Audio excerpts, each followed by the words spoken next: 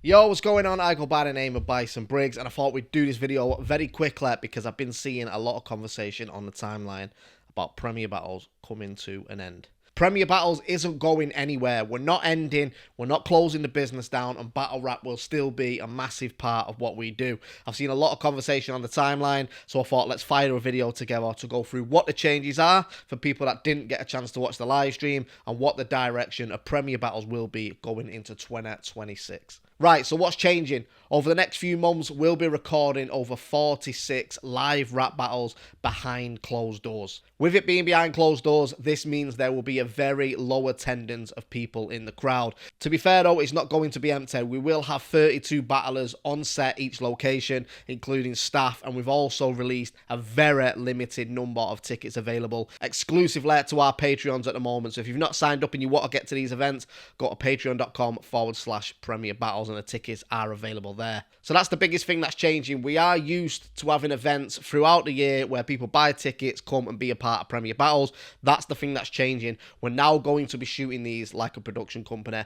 We've got full call sheets out. Battlers will be turning up early hours and leaving late into the evening, and then we will be packaging these battles up and putting them out as part of a live stream setup. So there will be no actual live attendance events until towards the back end of May in 2026. Now, because they are closed doors and we're talking about a production company, I have seen conversations where people are talking about potentially faking narratives. Will the battles be influenced? This will 100% not be happening. The main thing and the whole main thing of Premier Battles has always been authenticity with UK battle rap and what we deliver. We'll not be influencing any battle rappers' material. We'll not be influencing judges. John Cena's not going to run out midway through a third round and put someone through a table. We are not going to be doing that. At the end of the day, this is a cash prize tournament.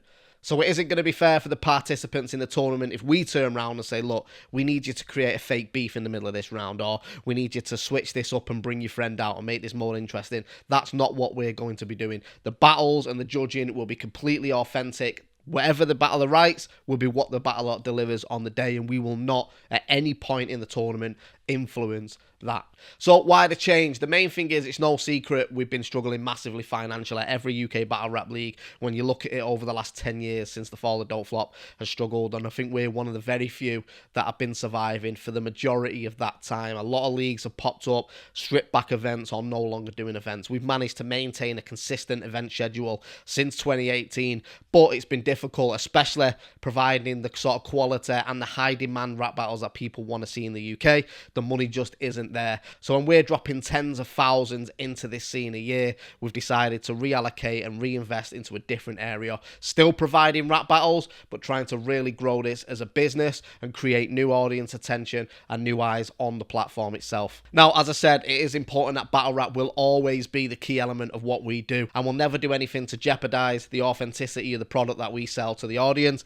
So we will not be influencing anything like that. Like I say, this is literally us dipping our toes into a new digital era and trying to market and push battle rap into a new world, at the same time trying to make our battlers become superstars. We want these people to be on podcasts. We want these people to be, I don't know, fighting Jake Paul in the Bahamas. You know what I mean? We want to build battlers up, because at the end of the day, we are massively creative individuals that are part of this scene, and there's no reason we shouldn't be spoken in the same regards of these other content creators when we're pulling in a significant amount of attention from around the world. So the main thing is, we are going to be capturing battles in bulk starting from the end of September right through to November. What this allows us to do, though, is create high quality products. We're not having to wait for fans to come back in. We're not having to wait for late trains. We're not having to do breaks between the battles.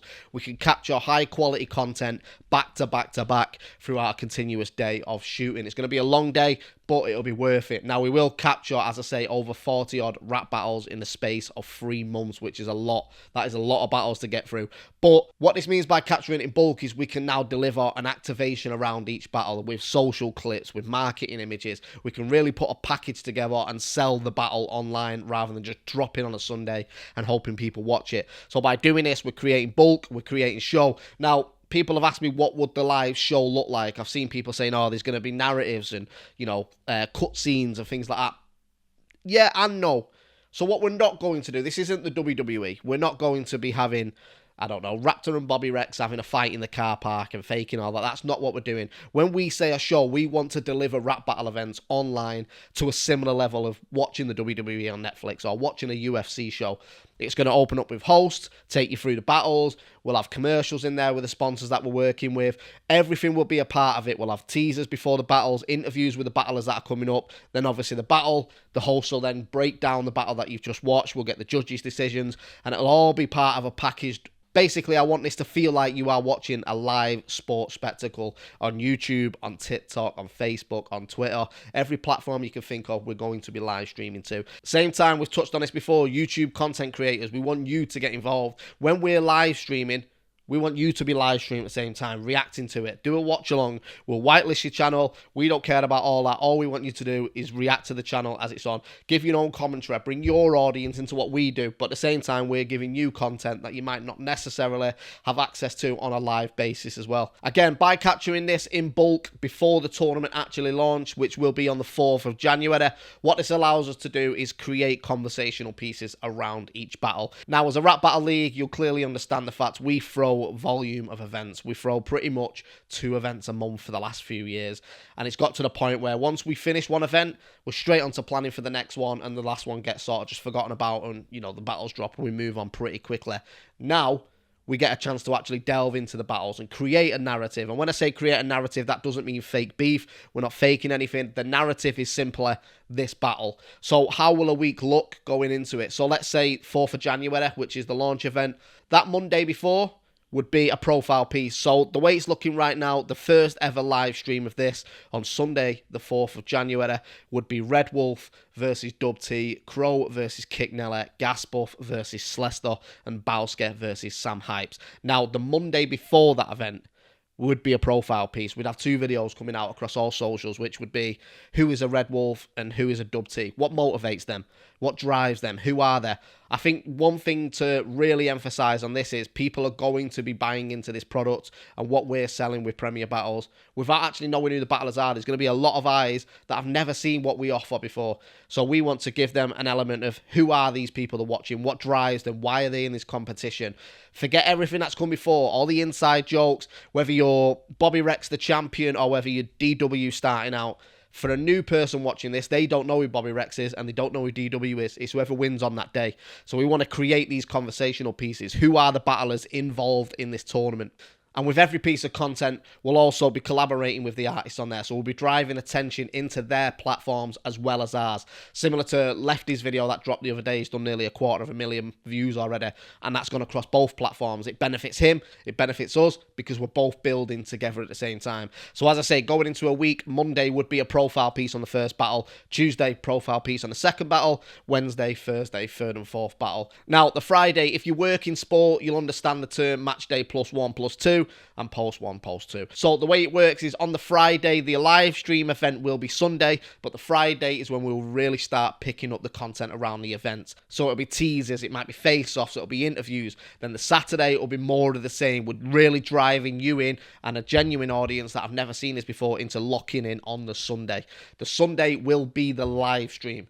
So the day after the stream, this is when we can really start delving into the night before. So this will be a show on the Premier Battles channel, a sit-down thing with a bunch of battlers, a couple that are not in the tournament already, more high-profile names, where we will review the 4 battles we've seen the night before. But along this, we can also start to create engagement with it. You know, let's say Ghast Buff loses to Slester. We can talk about this. Does Ghast Buff now need to beat Sam Esse? And also, he's got to get through Bowsker. But what are the pressures on Slester now? Slester's just beat Ghast Buff. Is he going to be motivated to go against a newcomer like Sam Esse? If he does and he beats him, he's guaranteed his place in the next round. And these are all the conversational things we can start picking up on. Touching back on things, Ghast Buff and Slester was meant to happen a few months ago. Have they now had to adapt the material because the rounds are short? How have they done that? Does this benefit Ghast Buff, this being in a smaller room with someone who styles like Slester and relies on a crowd reaction? Or can Slester switch back to the style he had in the academy, which got him to the final and ultimately won the tournament? So these are all conversational pieces we can start picking up on and building around it. So the week following the live stream event, it'll be a lot of clips of that Sunday that's just gone. You know, Red Wolf's best bits, Dojo's best bits, Ghast Buff's best bits, so forth. But around that, we'll also be building up the profile for week 2. So the Tuesday, for example, might be Whoever the 4 are coming up on the Sunday, that's when we'll start building their profile as well around the clips and things we saw from the previous week. So it is going to be a huge content turning machine. Now, anyone that wants to get involved in this, drop us a message at Lewis, Louis, at premierbattles.club, and we can talk about it, because we are going to need some short form editors to come on board with this as well, because I can't do it all on my own, can I? But this is going to massively benefit the branding and the profile of the battlers, but also Premier Battles. So the battlers that are involved in the tournament, get your social media up, make sure it looks nice, because people are going to be clicking on it, and the clips we've been dropping recently are proof for that. Around this as well, capturing in bulk, when we talk about storylines, as I say, it's not about faking storylines. It's about creating content and conversation that is already there. So, as I say, we'll be able to build narratives up around people that don't watch Battle Rap, don't know who this is, but have stumbled across a live stream and now they're hooked. And we can start conversation pieces of who's the man to beat in this tournament, who's the underdog, the person who's, let's say Dub T goes on an amazing run and beats 3 or 4 people. We can start putting energy into that. Is Dub T now really going to do a Bizzo from the Anarchy tournament and eliminate anyone in his past? Or is Bobby Rex or Visual the man to beat? Why are they the man to beat? If you've not watched Premier Battles before or Battle Rap, who are they? Why are they so respected and so regarded as people that are going to walk away with this tournament? Is anyone going to upset it? P Soldier's coming back. Bowski's coming back. Can the old guard really come and eliminate all the new guard? We've got 2 development groups in this tournament as well. What are they going to do? Is anyone got the chance to break out? Is a Beyond or a Spirit going to really shake things up and knock out and get some big upsets, which did happen in the Anarchy tournament as Bizon went and won it, beating the likes of Matter on the way as well. Now, as I said, we are not going to influence the battlers' materials, but one thing I will say to battlers who are a part of this tournament, acknowledge the fact you are not appealing to the standard Premier Battles crowd. There is not going to be a live crowd that are so used to your material and will react regardless. You are writing to win a tournament.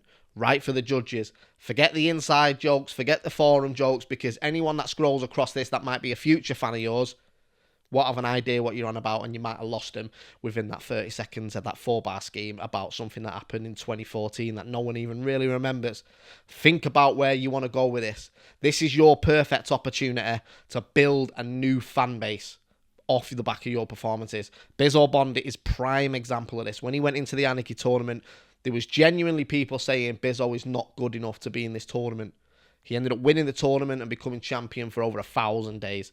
And that's all because he built a fan base who now had the choice to sit down and watch him. When you're on a card and you're a card filler at the bottom, people are there to start getting drunk. They might be outside smoking. They're not really paying attention. Here's your choice. They are now sat down on a computer watching you live because they've invested their time to watch it. So this is your chance to show out.